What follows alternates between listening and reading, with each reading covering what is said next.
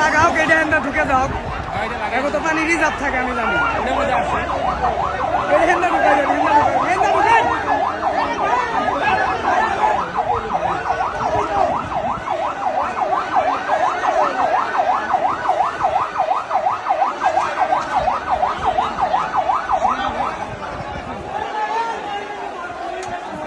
ওই বিল্ডিং এর মানুষগুলো এই আয় বর্ষ আপনি হইতে যান